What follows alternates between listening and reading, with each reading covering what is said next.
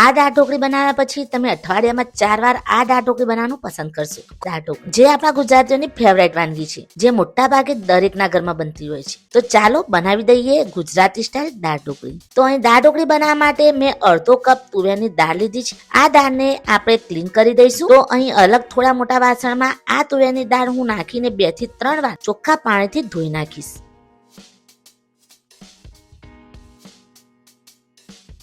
અહીં સારી રીતે ક્લીન થઈ ગઈ છે આપણી તુવેરની દાળ. આ દાળને હું બાફી દઈશ. તો એના માટે મેં અહીં કુકરમાં 2 ગ્લાસ પાણી લીધું છે. એમાં તુવેરની દાળ નાખી દઈશું, જેને આપણે ક્લીન કરીને યુઝ કરી છે. અડધી મુઠ્ઠી જેટલા કાચી સિંગના દાણા હું અહીં એડ કરીને કુકર બંધ કરીને આને બાફી દઈશ. કુકરની અહીં 3 થી 4 વિસલ લગાવી દઈશું. દાળ બફાય છે ત્યાં સુધી નેક્સ્ટ પ્રોસેસ કરી દઈએ. ઢોકળી માટે લોટ બાંધી દઈએ. તો એના માટે બાઉલમાં આપણે લઈશું 2.5 કપ જેટલો ઘઉંનો લોટ. આ દાળ ઢોકળી 4 થી 5 જણા માટે બનશે, એટલે તમારે વ્યક્તિઓના હિસાબે ઇન્ગ્રેડિયન્ટ્સમાં ઓછું વધારે કરી દેવાનું. મોણ માટે તેલ લઈશું. 1 ચમચી તેલ મેં અહીં એડ કર્યું છે. મસાલાઓમાં અડધી ચમચી હળદર પાવડર, અડધી ચમચી જીરું પાવડર, અડધી ચમચી લાલ મરચાંનો પાવડર અને ટેસ્ટ પ્રમાણે અહીં હું મીઠું નાખીશ. અડધી ચમચી જેટલા તલ એડ કરીશું. એનાથી ઢોકળીમાં સરસ ટેસ્ટ આવશે. બસ હવે આને મિક્સ કરીને સરસ ડો તૈયાર કરી દઈશું. થોડું પાણી રેડતા જઈને નોર્મલ ડો તૈયાર કરી દઈશું. અહીં તમને થશે કે ઢોકળી માટે કેવો લોટ બાંધવો જેથી ઢોકળી સરસ બને. તો હું તમને જણાવી દઉં કે સોફ્ટ ડો તૈયાર કરવાનો, જેવો આપણે નોર્મલ રોટલી એટલે કે ચપાતી માટે બાંધીએ છીએ.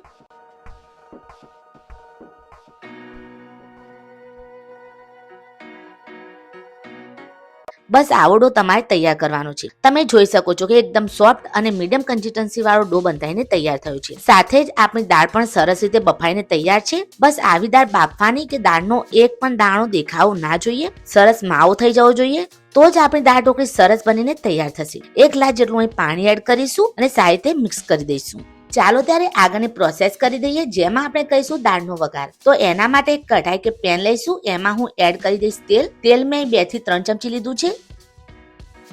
સાથે જ હું એડ કરીશ ઘી. ઘી અહીં મેં 2 ચમચી લીધું છે. ઘી એ માટે કે ઘી 1 થી 2 ચમચી એડ કરીશું તો દાળ ઢોકળી ખાવામાં ખૂબ જ ટેસ્ટી બનતી હોય છે. આમાં એડ કરીશું અડધી ચમચી રાઈ, અડધી ચમચી આખું જીરું, અડધી ચમચી અજમો, અડધી ચમચીથી પણ ઓછા મેથીના દાણા, 4 થી 5 લવિંગ.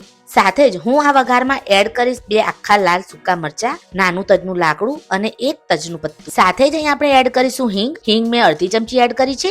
5 થી 6 મીઠા લીમડાના પત્તા, 2 ચમચી મેં અહીં આદુ, લસણ, લીલા મરચાંને વાટીને લીધા છે. લીલા મરચા 1 થી 2, લસણની કળી 6 થી 7 અને એક ઝીણો ટુકડો આદુને મેં અહીં ખલમાં વાટીને યુઝ કર્યો છે. ગેસની ફ્લેમ સ્લો ટુ મીડિયમ રાખીશું, જેથી કરીને આ વઘાર બળી ના જાય અને આ જેટલા પણ હોલ સ્પાઇસીસ આપણે એડ કર્યા છે એ સરસ રીતે ચડી જાય. નેક્સ્ટ હું આમાં એડ કરી દઈશ એક મીડિયમ સાઇઝનું ટામેટું, જેને આવડા નાના ટુકડાઓમાં ચોપ્ડ કરીને આપણે એડ કરવાના છે.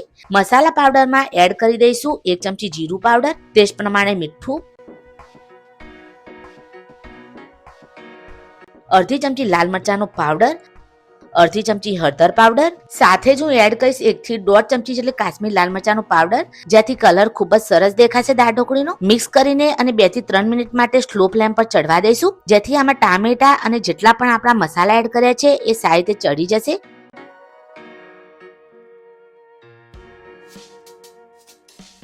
તો અહીં 2 થી 3 મિનિટ થઈ ગઈ છે. આમાં આપણી બાફેલી દાળ એડ કરી દઈશું. સાથે જ હું અહીં એડ કરી દઈશ 4 કપ જેટલું પાણી. દાળ ઢોકળી માટે આપણે પાતળી દાળ રાખવાની છે. ઓછા પાણીમાં દાળ જાડી થઈ જશે અને દાળ ઢોકળીની મજા નહીં આવે. પાછું આમાં આપણે ઢોકળી એડ કરીશું, એટલે એ ચડે એટલું પાણી જોઈશે.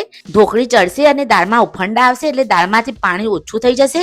આમાં નેક્સ્ટ એડ કરી દઈશું ગોળ. તો ગોળ તમે જોઈ શકો છો એમ આવડી સાઈઝનો ટુકડો એડ કરવાનો છે. ઢાંકીને આને 1 થી 2 ઉફંડા આવવા દઈશું. પછી આમાં હું ઢોકળી એડ કરીશ. તો ચાલો 1 થી 2 ઉફંડા આવે ત્યાં સુધી આપણે ઢોકળી વણી દઈએ. અહીં આપણે નોર્મલ રોટલી વણીએ એ રીતે જ રોટલી વણી દઈશું અને મીડિયમ ચોરસ ટુકડા થાય એવડા કટ લગાવીને ઢોકળીના ચોકઠા બનાવીને તૈયાર કરી દઈશું. જેટલો આપણે લોટ બાંધ્યો હતો એમાંથી 5 થી 6 રોટલીની ઢોકળી વણીને તૈયાર થઈ જશે, જે 4 થી 5 વ્યક્તિઓ માટે દાળ ઢોકળી બનીને તૈયાર થશે. તમે જોઈ શકો છો કે મેં કેટલી પાતળી ઢોકળી બનાવી છે. બહુ જ વધારે પાતળી પણ નહીં અને બહુ વધારે જાડી પણ નહીં. દાળમાં 1 થી 2 ઉફંડા આવી ગયા છે. ઢોકળી પણ બનીને તૈયાર છે. આ ઢોકળીને ડીપ કરી દઈશું આ ગરમા ગરમ ઉકળતી દાળમાં. એકી સાથે બધી ઢોકળી આપણે ડીપ નહીં કરી દેવાની, એક પછી એક ઢોકળી આપણે નાખવાની, જેથી એકબીજાને ચોંટી ના જાય. તો અહીં તમે જોઈ શકો છો કે મેં એક પછી એક બધી ઢોકળી ડીપ કરી દીધી છે. આને ઢાંકીને સ્લો ફ્લેમ પર 5 મિનિટ માટે થવા દઈશું.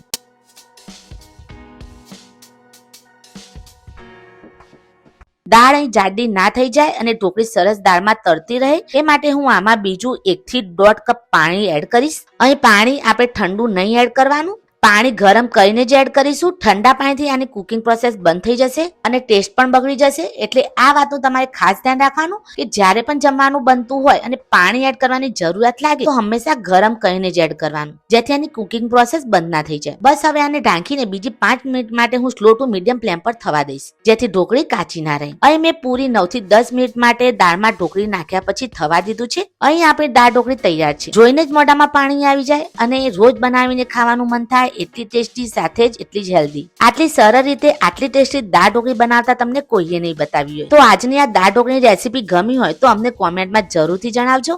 અને હા, તમારા ઘરે દાળ ઢોકળી કેવી રીતે બને છે એ પણ અમને જરૂરથી જણાવજો. તમારે નેક્સ્ટ કઈ રેસીપી જોઈએ છે એ પણ અમને જરૂરથી કોમેન્ટ કરજો. અમારી ચેનલ ગુજરાતી કુકિંગ વિથ કવિતાને લાઈક, શેર અને સબસ્ક્રાઇબ જરૂરથી કરી દેજો. હું તમને મળીશ નેક્સ્ટ રેસીપીમાં. ત્યાં સુધી બાય બાય, ટેક કેર, ધન્યવાદ એન્ડ જય Ambe. Thank you so much for watching.